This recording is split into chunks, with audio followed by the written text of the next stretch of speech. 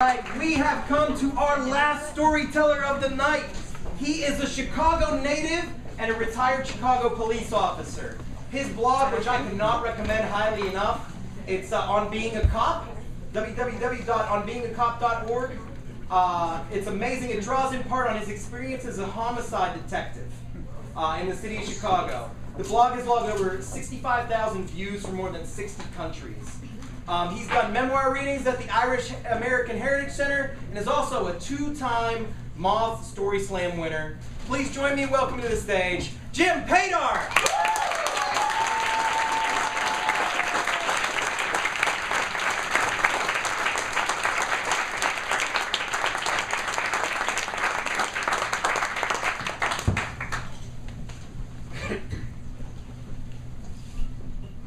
Chicago's West Side, summer 1975. The radio call was a man stabbed. Mike and I were working homicide out of the Maxwell Street station. We trotted in between the buildings of the Henry Horner projects, but we instinctively slowed as we got to the play lot. There was a crowd as one would expect on this warm summer evening, especially at the scene of a stabbing. But the people were strangely quiet. There was clearly something else going on here. Just a few months earlier, a Chicago police officer had been shot and killed by a sniper from these buildings. This was not a nice place to be, and tonight we were the first officers on the scene.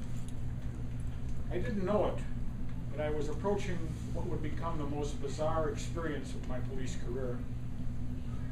We slowed and unsnapped our holsters, keeping our hands on our stub-nosed revolvers as we continued more cautiously towards the group. Our uniform was summer homicide, short-sleeved dress shirts, ties, and slacks. Our lifeline, our radio, was firmly affixed to the dashboard of the car. The detective division would be the last in the department to be upgraded to the handheld personal radios. As we got closer, the crowd took note and created a path for us. In the center of the group lay a muscular teenager, staring wide-eyed at the sky. No one was within 20 feet of him, and we stopped in our tracks when we saw why. The shirtless young black male had been stabbed in the neck, the right carotid artery to be exact, and with each contraction of his heart, a stream of blood shot 10 to 15 feet from his body. He writhed about from time to time, and the direction of the blood would shift slightly with each movement. The crowd would murmur and shift even further away. We snapped our holsters closed. "Oh shit," Mike and I exclaimed simultaneously. No matter how many first aid movies you may have seen, nothing can prepare you for this sight in real life. "I'll get a compress," said Mike as he headed back to the car. "And call for an ambulance," I yelled after him as I approached the young man. In our police careers, both Mike and I had witnessed people bleed out from massive head wounds or other horrendous trauma that simply could not be staunched with a 4-inch gauze compress that we carried in our case. But this was different. The point of bleeding was immediately identifiable. If I could just get my fingers on that point and apply pressure until Mike returned, he might have a chance. Somehow I got close enough to his body without getting a direct hit. I knelt next to him and placed the fingers of my right hand directly on the wound. I could feel the carotid pulsing, but miraculously the bleeding stopped. I looked at his face, still wide-eyed but conscious. Primal fear was the only way to describe his expression. The crowd stared silently. In the background I could hear the wail of responding sirens. What seemed like several minutes was in reality probably only seconds. Mike, district uniform personnel, and 2 paramedics burst through the crowd at the same time, and they stopped in their tracks. "Oh shit," said the paramedics as they looked at the streams of blood spatter that had streaked across the concrete. They showed a light on the man's neck in my hand. "Don't move your hand," they said as they opened their case of magic. "Flatten your palm against his neck, but don't move your fingers. Pressure, maintain pressure." Okay, I'm doing that, I thought to myself. Imagine my surprise when their magic appeared to be yards and yards of ace bandages wrapped around my hand and his neck. "And your plan is?" I asked.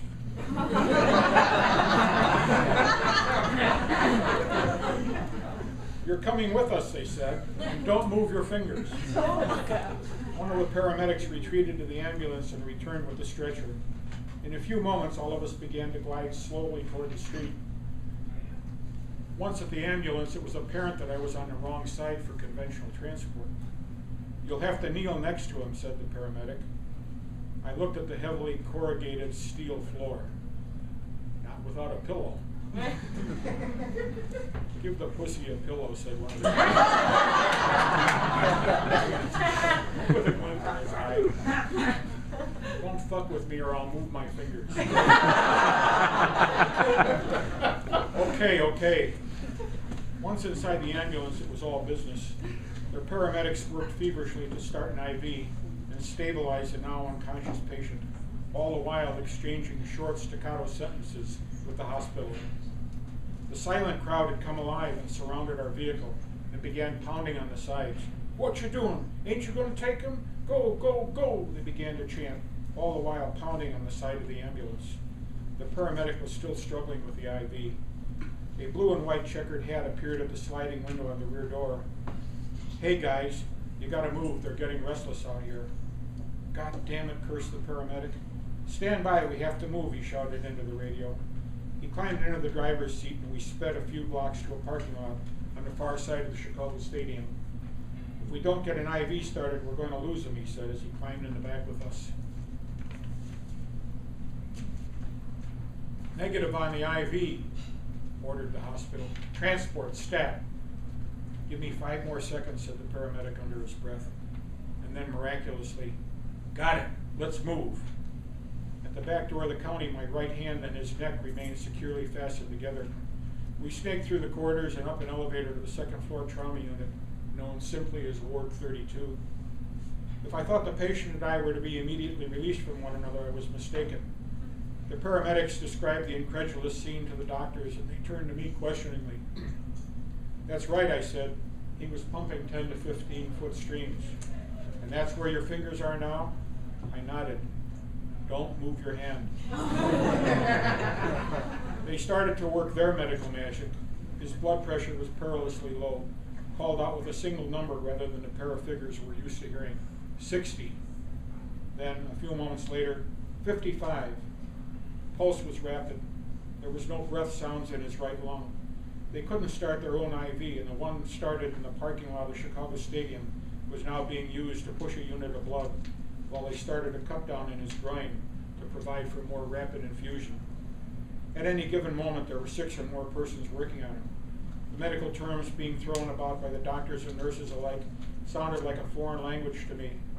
I understood enough to know that they suspected internal bleeding may have drained into his pleural cavity, causing the right lung to collapse. It was an intricate medical dilemma, and every step was a balancing act. But slowly, I began to get the general impression that the plan was to prepare him for transport to the operating room. A vascular surgery team had been assembled and was in place. How far would I go, I wondered silently. Suddenly, they were concentrating on the ace bandages around my hand and his neck. "Don't move your hand until we tell you. Maintain pressure." They started to cut and unwrap several feet of blood-soaked elastic bandages. "Okay, when we tell you, remove your hand, step away." I checked the path behind me and nodded my head. "Now," shouted the doctor. I pulled my hand away and stepped into the pathway behind me without looking back at the patient.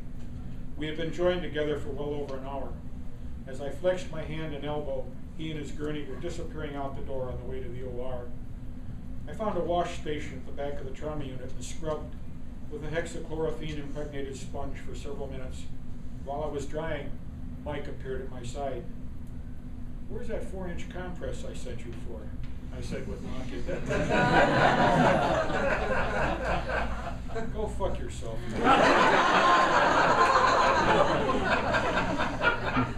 "Can we leave now, doctor?" We laughed, and the medical people still in the trauma unit shot us a look. I had blood on my shirt, and I was sure there had to be some on my trousers. We only had about 90 minutes left on our shift. "Let's go into the office," I said. "I'm going to ask to be excused so I can go home and clean up. Do we have any idea who this guy is?" "I know who he is," said Mike facetiously. Wiggins, Larry Wiggins. He's 19 and he lives in the Henry Horner Homes. And we're looking for a guy named Pookie. He says, well, I'm glad you were doing something useful while I was tied up. We both laughed again. I excused myself early and headed home to shower and throw in a load of laundry. Over the next 2 days, we tried in vain to match a real name to Pookie, but Larry Wiggins had survived surgery and was gradually improving. Since he was alive, he was not high on our priority list. We had murders to work on. The third day, that all changed. Larry expired suddenly during the early morning hours. He had suffered a fatal stroke from a blood clot that had probably originated from the site of the knife wound. That put Larry and Pookie back at the top of our priority list for the evening. After roll call, Mike and I trekked over to the Henry Horner Homes once again, but this time we went directly to the apartment where Larry had lived with his mother and sisters. As we entered, the mood was quiet and somber. A girl, I would later learn was Larry's younger sister, turned to her mother. Mama, this is the detective I told you about, as she nodded toward me. Oh, sweet Jesus, she shouted as she took about 3 steps and put me in a bear hug. You saved my baby, you saved my baby, she sobbed as she held tight to me. Didn't she know? Hadn't they told her? Her son had been dead now for well over 12 hours. I held her tight, not knowing what her reaction was going to be. But she had to know the truth. I glanced nervously at Mike. Ma'am, I hugged her back and put my mouth close to her ear. Larry passed away early this morning. She released me and put her hands on each of my arms just above the elbow. Don't you understand, she said? You gave him a chance. Oh, Lord, you gave him a chance. I stared dumbly at her as she regained her composure. Jesus put you there so we could see him and tell him we loved him and say goodbye. You did that for us. Yes, ma'am, was all I could say. We're looking for Pookie, said Mike after a short pause. She stood straighter and stronger, taking on the persona of the tough, resilient black matriarchs that I had seen so often in the ghetto. We know Pookie, she said. We bring him into you. Mrs. Wiggins, that's our job.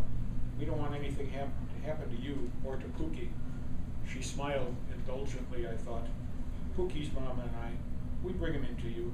Ain't nothing be happened to her. We be doing the right thing. Her tone left no room for argument. 2 hours later, an entourage arrived at the Maxwell Street homicide office with Pookie in tow. He was a big young man, but with his mom at his side, he looked meek and bedraggled. It was well after midnight when Mike and I tied things up and called for Pookie to be transported to the lockup. The 2 mamas, Larry's sisters, and 2 witnesses left together.